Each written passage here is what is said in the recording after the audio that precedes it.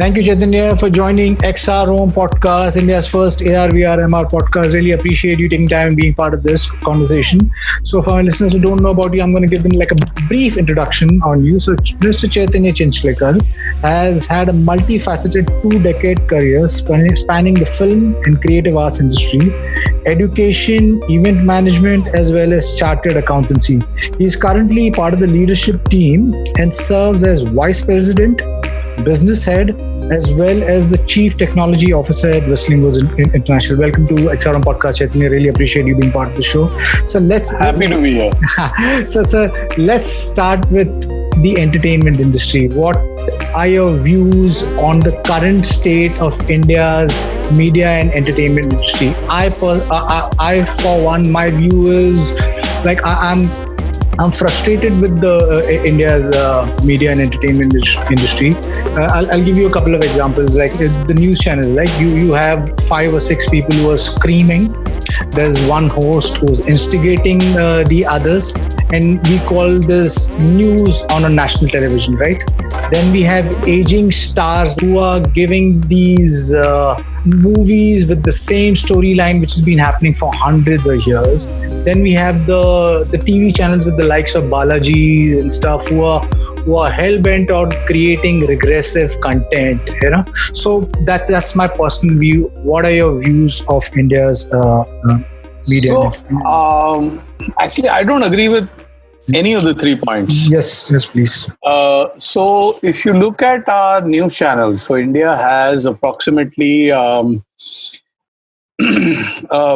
400 odd news channels. So, about 43% of our news channels are 43% of our channels are news channels. Right. So, for at a superficial level, it seems like a lot, and it seems like, what are all these channels doing, right? What is the value that they're adding? But, when you actually look at it slightly more detail, you realize that India is actually not, even though it is one country, right. It is not one media market. It is not one media country, because our country is divided by languages. Right. So we have, unlike the US or Europe or most other countries which have news channels only in 1 or 2 or 3 languages, India has news channels in 15 languages or 14 languages, right? Every language, every state, you at least have 2 or 3 news channels. The overall content viewership, news channel viewership is decent, right? Right. English news channels, where a lot of the shouting, screaming happens, is less than 1%. The viewership of all English content in India is less than 1%. So the viewership of English language news is even less than that, just significantly. So it's less than like 0.5% of our total viewers are actually watching that. Right. So it's actually not that widely watched. So I don't even know why people give it so much importance. It's a very, very, very, very, very small percentage of the Indian media and entertainment industry. Mm-hmm. Right? Honestly, we have this weird obsession with English language content and English language everything. Mm-hmm. Which is kind of weird, because Times of India and Hindustan Times are considered to be great newspapers, right. But Dainik Bhaskar, Dainik Jagran, Punjab Kesari, Gujarat Samachar, fair enough.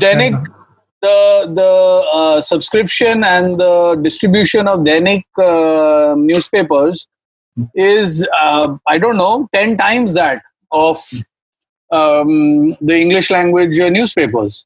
Yeah, right? Or rather, just the what we call the Hindi belt or the Hindi heartland newspapers put together, will at least be 10 times that of the English language newspapers. Yet nobody ever talks, about that. Right. So I think we are when we look at the media and entertainment industry, we look at it in a very odd and kind of a warped way, right? See, the industry is opinion. Mm-hmm. Right? Everything in the industry is opinion. Right. Whether a film is good or bad is opinion. Right.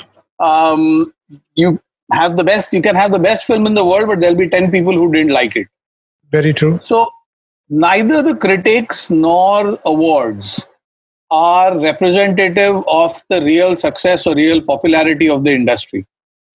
It is only one thing. It is the box office collection, Right. right? So yes, to a few select film analysts who think that they understand understand how to analyze a film and give some gyan about it. Great, ठीक है, तुम्हारे लिए ठीक है. It doesn't matter, right? In reality, it's absolutely the public at large which is the final judge of any Right. film. Right. And once they've given their verdict, you can either sit and crib and cry, saying, "Arey, how did this film make so much money?" Or you try and understand why the films made money. Right. So whether it's a Shah Rukh, Salman, Amir, Akshay, Ajay Devgan, all of them are 50 plus now, but their films continue to mint 100, 200, 300 crores. Right? Why? It's not like the next gen isn't doing good film. They're also doing Ranveer. They're all doing well. Ayushman, Rajkumar Rao, Nawaz. There's a whole bunch of Varun Dhawan. Right. All of them. They're all. Everybody's creating good content. You decide what you want to watch. You don't want to watch if you think the older people and they're not making great content, don't watch it. And this is actually also happens a lot in the case of television as well, right? 50% of India's TV viewership is what is called GECs, General Entertainment Channels. If you add up Hindi and regional put together, it's almost 50% of our viewership. So are you saying that 50% of India is regressive? No, right? So you can't say that the general entertainment channel content is regressive. This is actually what causes the biggest lack of understanding of the industry, because there is no one type of content that any particular format makes. Right. So there is an equal amount of, if you look at since you mentioned Ekta Kapoor, if you look at her, the range of Balaji's content, at one end you have, and across film and OTT, at one end you have things like, Gandhi Baat and all that. And at the other end you have things like Bose, and you have Test Case, and you have The Verdict, and you have a bunch of other things, right? I mean, even if you look at a supposedly regressive show like Gandhi Baat, like people. No, in fact, I don't have anything with Gandhi Baat. I have things with like a Saas Ki Bhi Kabhi Bahu Nahi Thi and things like. So I don't find Gandhi Baat regressive at all. In fact, I find that's fine. But even Saas Bhi Kabhi Bahu Thi, it is. In those lines, not. But again, pointing out to them. But when you say those lines, you are generalizing. Right. You are taking one idea that people have about what these serials are, and painting everything with that. Right. Saas Bhi Bahu Thi ranged across almost 15 years. Right. It has been dubbed in close to 18, 19 global languages. Right. It has been one of the most popular shows in countries like Iran, Afghanistan, Turkey, Egypt, Southeast Asia. So, I mean, according to me, it's not regressive at all. Right. There may be a couple of elements in the show that are cringy, but you have cringeworthy elements in every piece of content. Right. I mean, the whole thing with Game of Thrones of Jon Snow dying and coming back, what is that? Same rubbish, right? So I don't actually think that.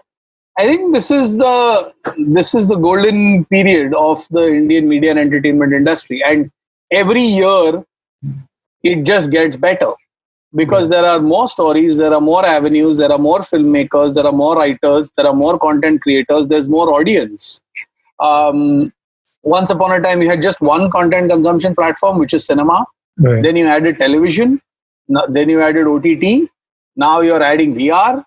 So going forward, you're going to look at approximately, I don't know, we make about 1,500 hours of original OTT content, about 3,500 hours of original filmed entertainment, over 1 lakh hours of user-generated content on YouTube and other channels.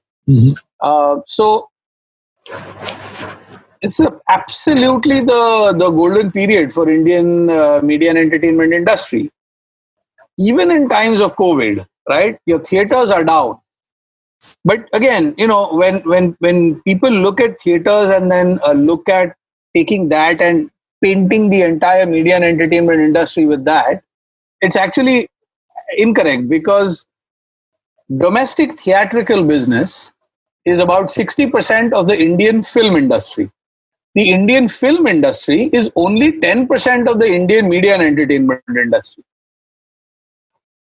So the Indian theatrical industry is 6% of the Indian media and entertainment industry, right? So yes, it's a large number, but in percentage terms, it's not that large. The fact that production has been stopped, that shoots have been stopped, that shooting has been stopped, that has actually got a much, much bigger impact on the M&E industry than the fact that theaters are not operational.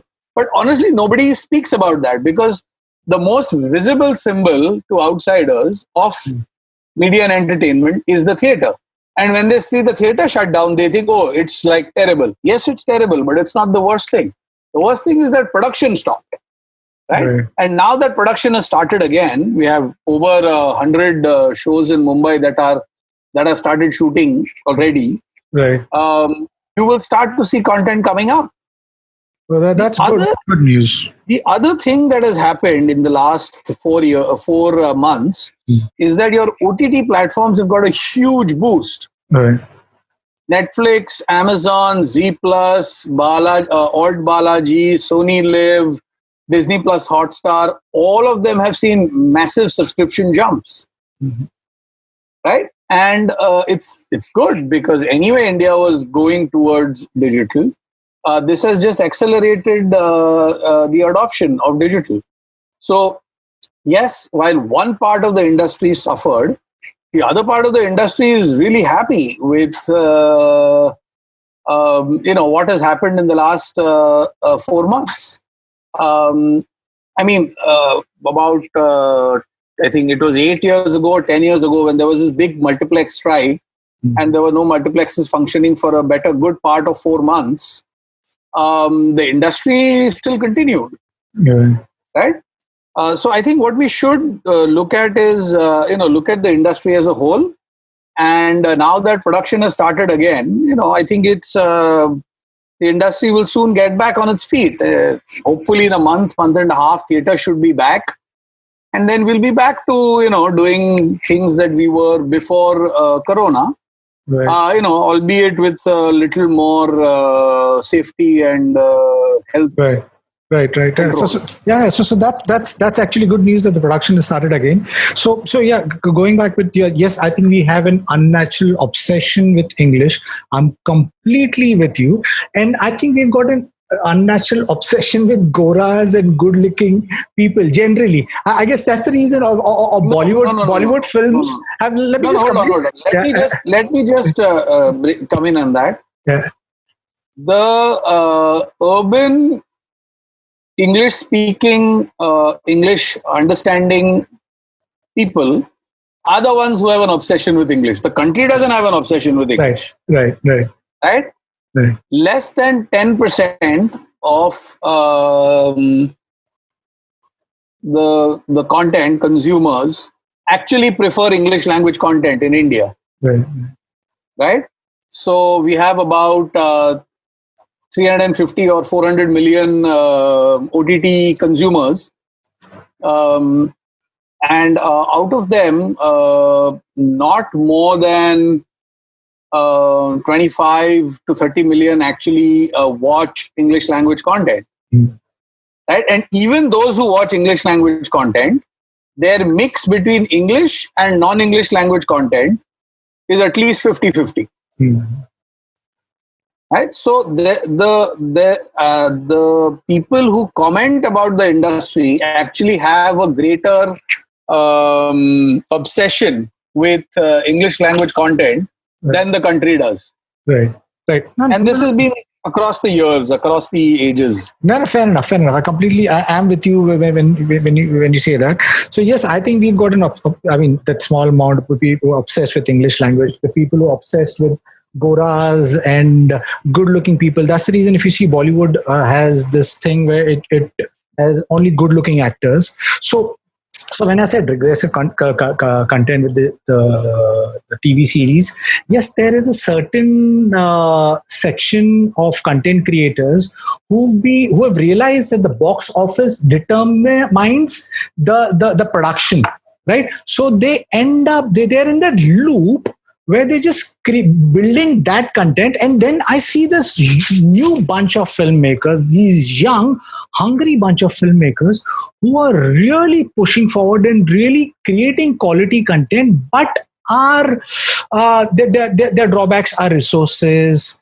Their drawbacks are they don't come from these filmy backgrounds and stuff like that. So yes, I mean those are my the points. But when you say, can you give me an example of a young, hungry, great filmmaker who's being held back by resources? Oh, there's so many. There's millions. I guess. I mean, in India, I mean, I think every home has a storyteller. Every home as somebody who wants to create a story and put it onto the main screen. But obviously there are drawbacks, these challenges and stuff like that.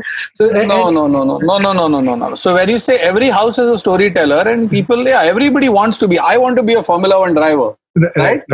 But so can I turn around and say, oh, Formula One driver doesn't want me. It is holding people back. It is creating barriers.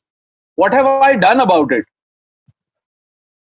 Right? If every house has a storyteller, has a filmmaker. The Bollywood industry largely so far has been extremely monopolistic.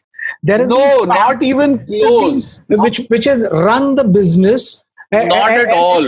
It's very difficult to get into that industry. As far as I know, I might be completely wrong. Yes, you are unfortunately completely wrong. So in the last 12 years, we have graduated about 2,500 students at Whistling Woods. Right. And not more than 20 or 25 of them have actually been from, have had some family connection to the film industry. And out of the 2,500 students, almost all of them are very, very gainfully employed in the Indian film and media and entertainment industry.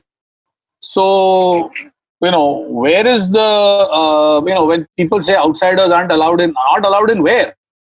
We're not seeing that issue. Right? And, everyone talks about Karan Johar being this, whatever, nepotism, whatever.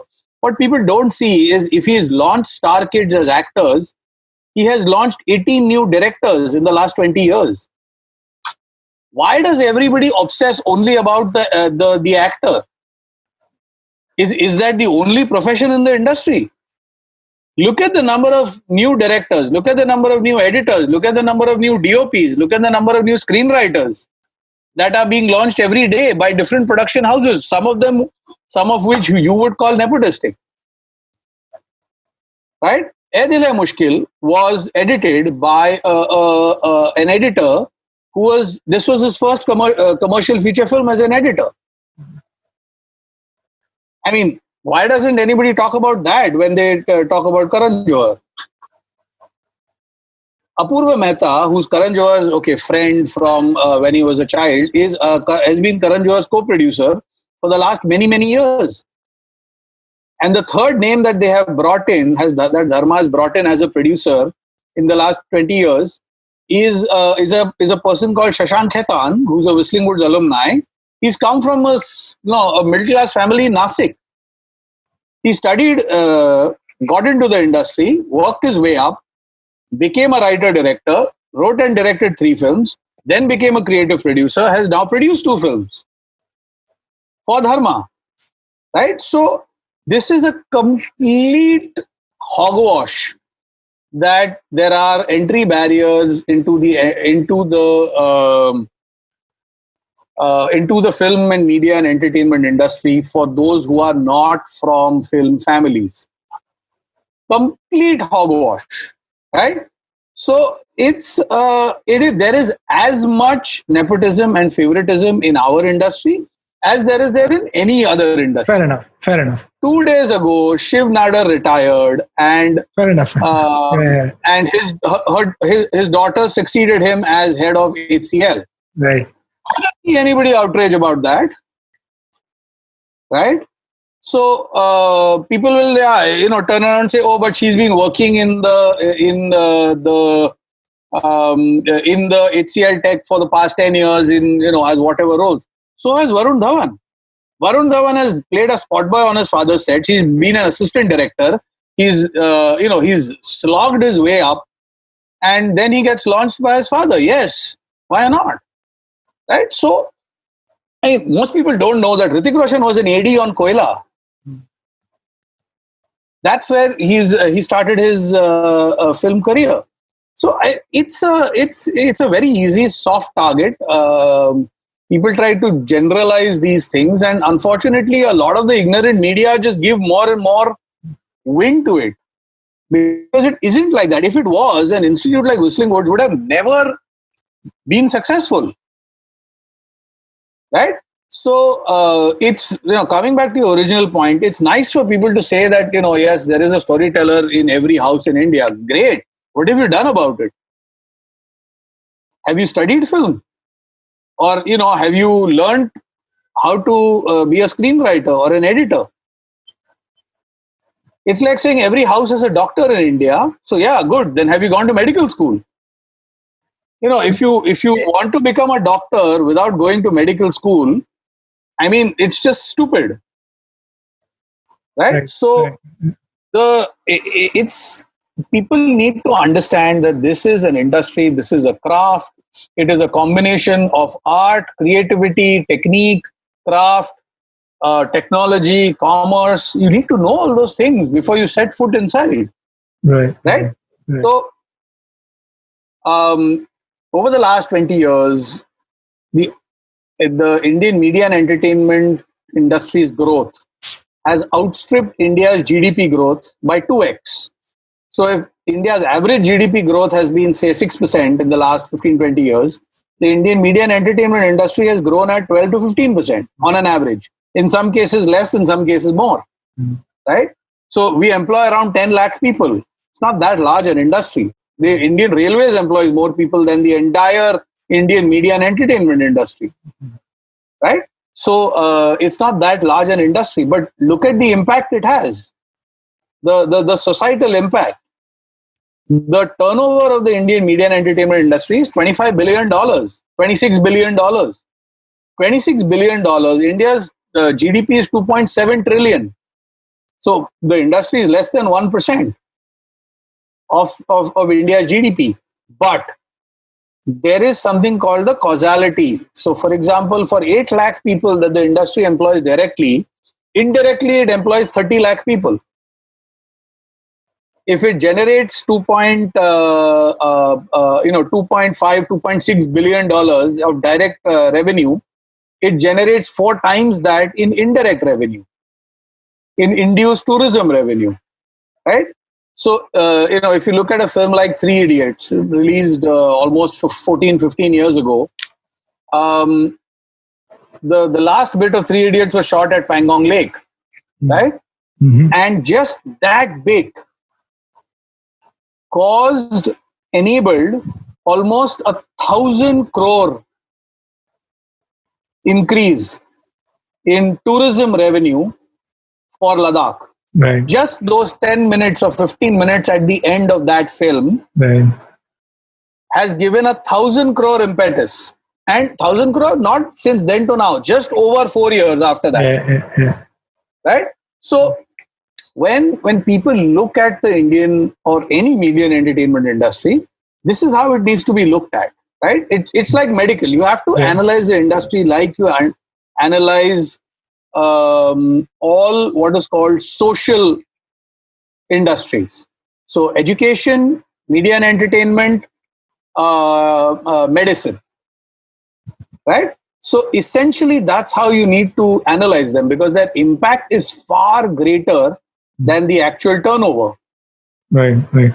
Completely. I'm with you that, a movie, I think, an art has got that potential to create a revolution. You gave a great example with Three Idiots creating that additional 1,000 crore revenue for Ladakh. And that's what a movie can do. A good movie can do, So I believe, and I'm from that thought that you need content like that. You need content like Three Idiots where people remember a movie like that. I mean, you gave me an example of Three Idiots. You didn't give me an example of some random. Anyway, how do you think COVID-19 is going to impact the media and entertainment industry? Right now, the theaters have been shut. So you said that's not such a big problem. No, it is a big problem. I'm not saying it's not a big problem. It is a really big problem. Right. But it's not the be all and end all of the Indian media and entertainment industry. Right. So Shekhar Kapoor tweeted that the theaters might be shut for a year. This was his last tweet. I don't know. If something like that happens, what is going to happen to the content creators? Those millions of content creators in India who their livelihood is dependent on that. What happens to our media and entertainment? So more than content creators, because content creators can create content for television, can create content for OTT. This year, so to 2020, already we are seeing signs that OTT, the number of original hours created for OTT will be more than those that are created for film. So I am not that worried about the content creators. Yes, the growth will not be there because one big chunk of your potential revenue has been taken away, and you may not be able to do really big budget films because in order for really big budget films to make money, they have to be released on the big screen. OTT just isn't enough for big films to 100 crore plus films to actually make money.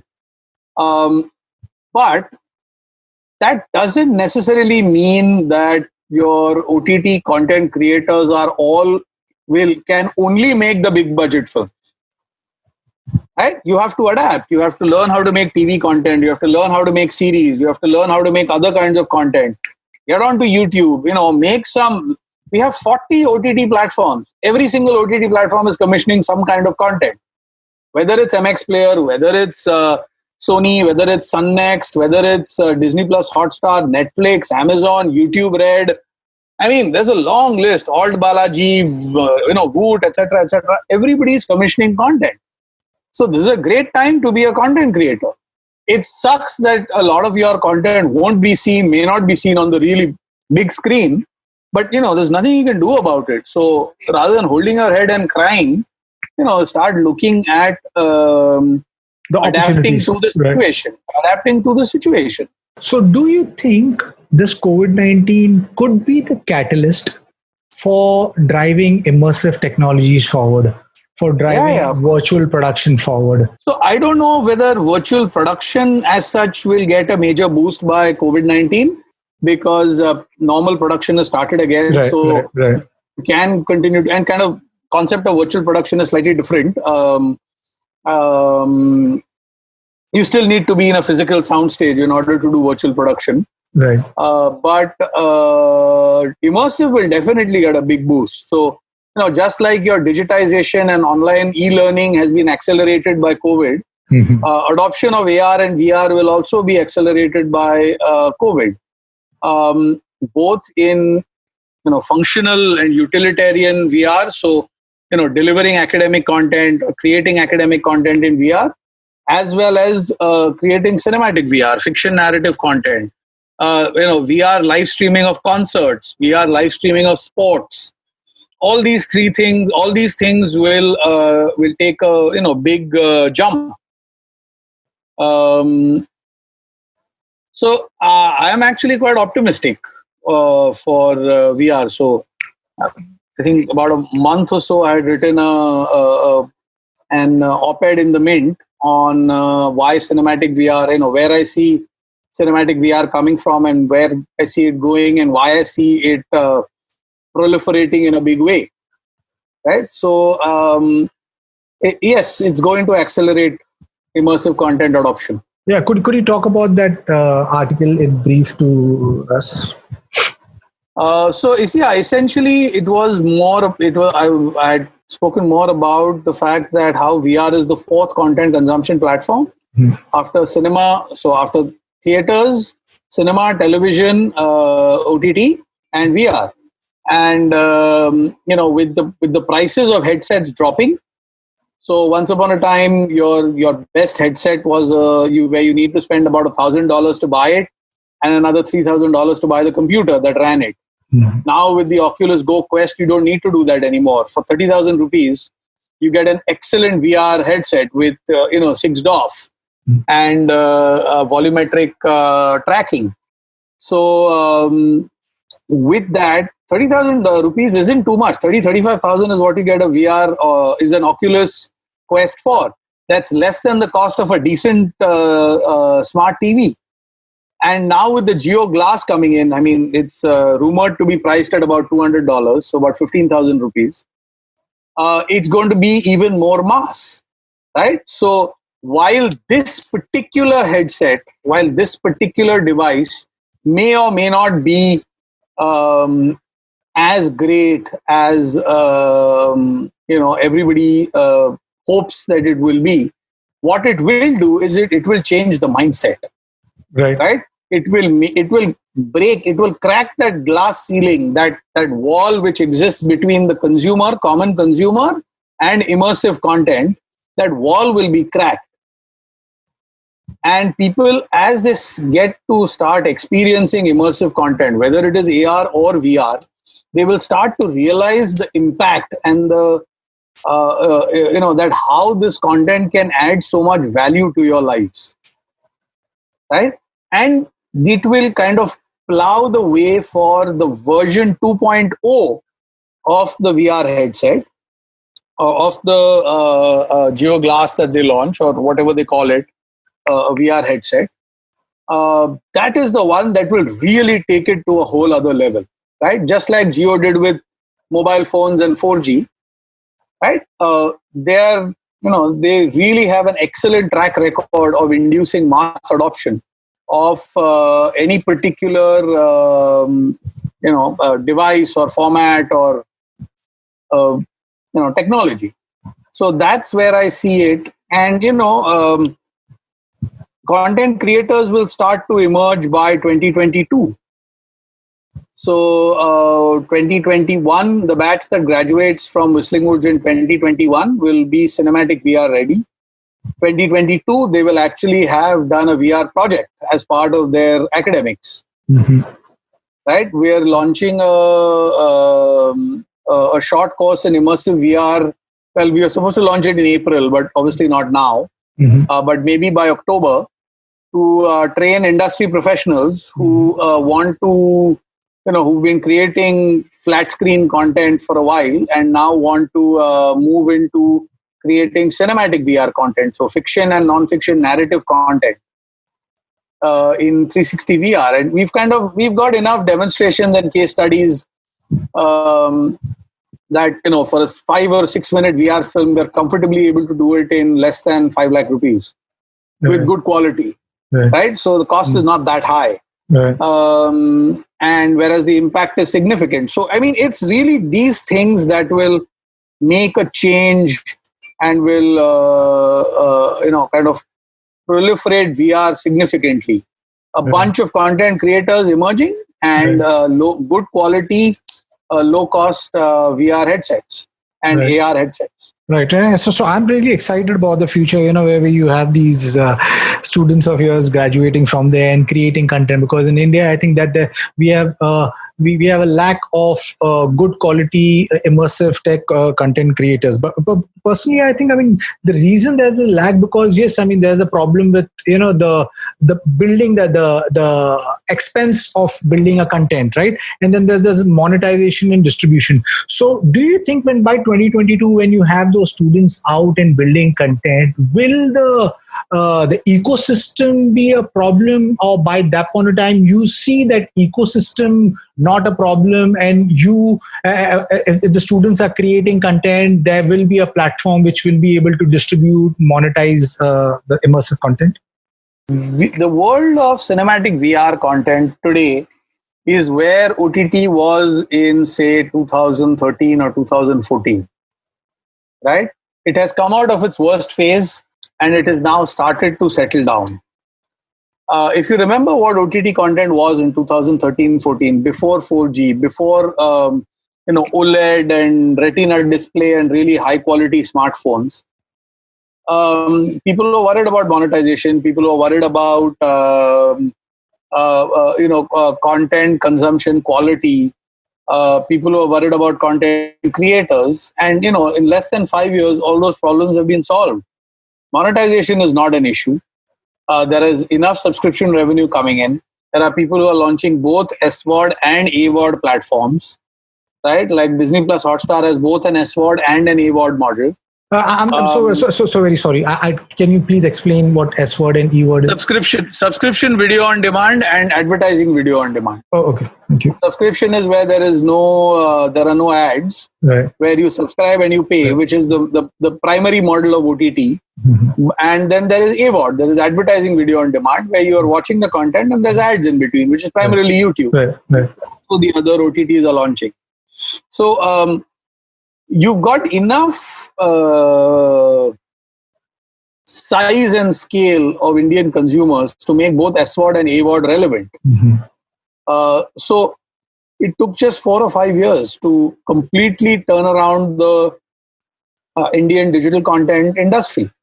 VR won't even take that long. I think in another 3 years, 4 years max, we should be commissioning. There would be people who would be commissioning VR series, right?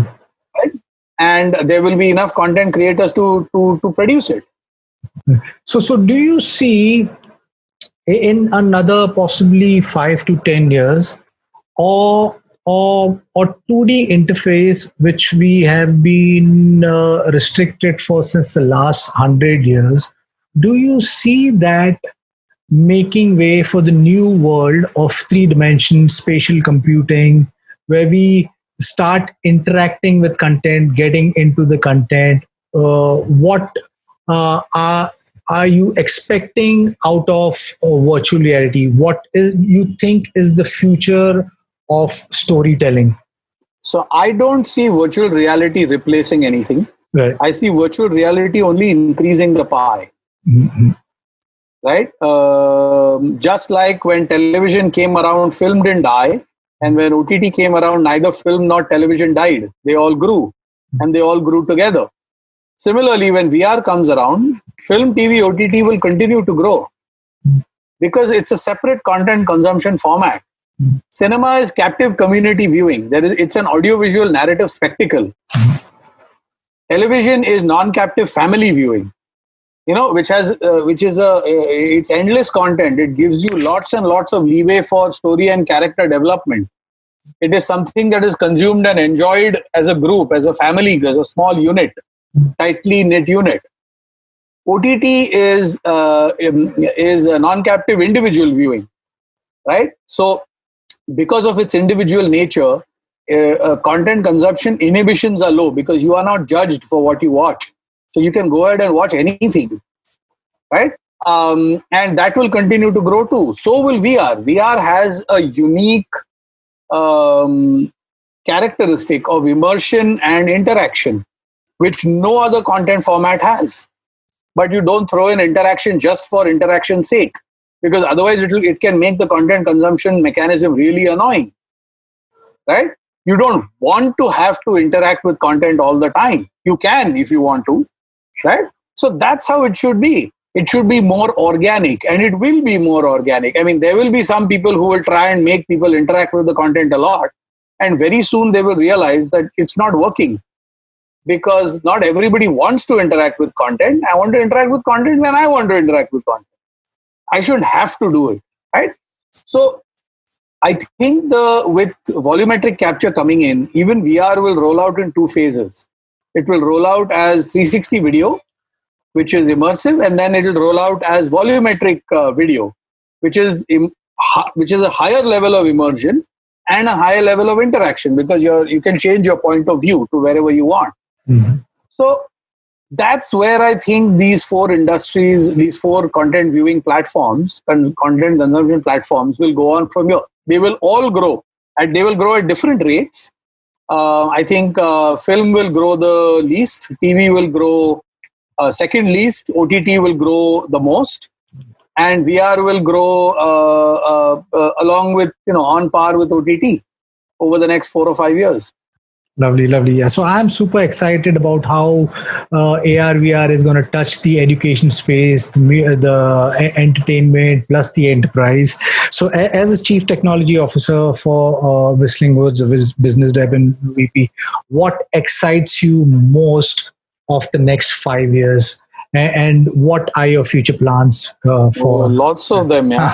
So the VR lab that we had set up along with Geo, that is coming to an end this year. Right. It was supposed to be a 2-year lab. We actually extended it now because couple of things that we wanted to get done got done early, much earlier. So what we were planning to do in phase 3 is what we are also rolling out now itself, right? So we were anyway, long drawn bit about that. So at the end of while the VR lab ends, what the VR lab output has been is to create a strong roadmap, a strong curriculum for cinematic VR, for 3DOF, 360 video, fiction and non-fiction content creation, right? What we're now doing is we're taking all that learning and we're morphing it into our emerging media technologies lab, which also I'm heading, and that will incorporate more workflows and tech pipelines into it. So we will now be doing 6DOF volumetric capture content. We will be doing virtual filmmaking, virtual cinematography and virtual filmmaking, using game engines as the base. So both Unity and Unreal we are in conversations with, and their respective virtual filmmaking platforms of, Unity has the DMM one, Unreal has their own one. We're looking at exploring AI-based image animation. So where we are able to take a flat 2D face and animate it based on the live performance of another actor, right? So we've started working with the Samsung Research Lab in UK, and so that first test of that actually got done just yesterday. Wow. Where we've successfully animated Vladimir Putin's face. That is the next thing that we're interested in. We're looking at exploring how blockchain will improve the media and entertainment industry better. So application of blockchain in M&E. We're looking at some amount of not going overboard using artificial intelligence in the creative arts. Right. So right now, the AI, big data, etc., is being spoken about a lot, but on what you broadly call right brain functionalities, which is creative thinking, which is essentially a combination of strategic thinking, lateral thinking, design thinking, and narrative thinking. These are the four broad tenets of creative thinking. How do you make sure that you don't deploy AI there just for AI's sake, because it will end up screwing up the entire understanding of these areas, right? You keep it on the left brain, you keep it on the analytical side. So I think it's going to be a combination of taking the 5 newer technologies, which is immersive, AI, CVML, so computer vision, artificial intelligence, machine learning as one, virtual filmmaking as one, AR, VR. So AR, VR, AICV, ML, virtual filmmaking, and blockchain. These 5 technologies, and seeing how they will impact the 4 steps of all of our industries, which is content creation. So, I mean, on the creative side, on the business side, on the technology side, and on the management side. So, how will these 5 emerging technologies impact the 4 avenues of our industry? Right. And what does that grid look like, and what do we need to start teaching students in order to make them better industry professionals who can deal with this big tech avalanche that's coming our way? Right. So that's really what I'm excited about. That this is what our roadmap is going to be for the next 5 years at Whistling Woods, where we will look at a lot of these newer areas and how they will impact our industry, and how do we need to train students for it.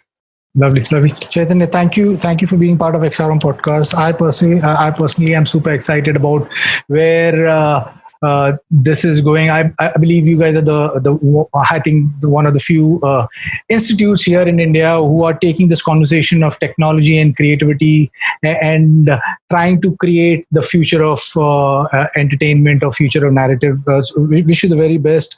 I do understand that what you guys are doing is gonna be I think going to write or be the building blocks of the future of narrative for India. But I think the first time in the history of storytelling, it's merging with the tool called artificial intelligence, which is going to bring in a lot of moral and ethical questions which we need to answer.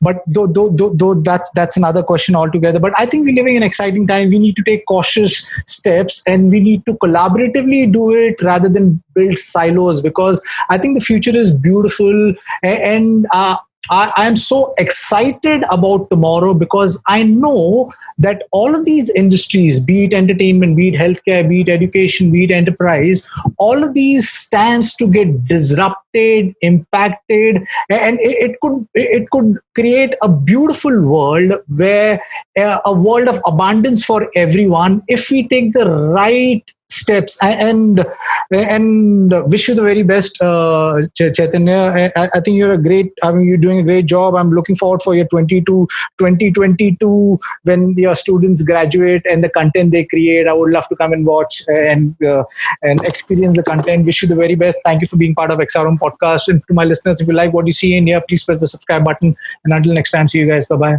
Thanks. Thank you so much, Eddie. Bye.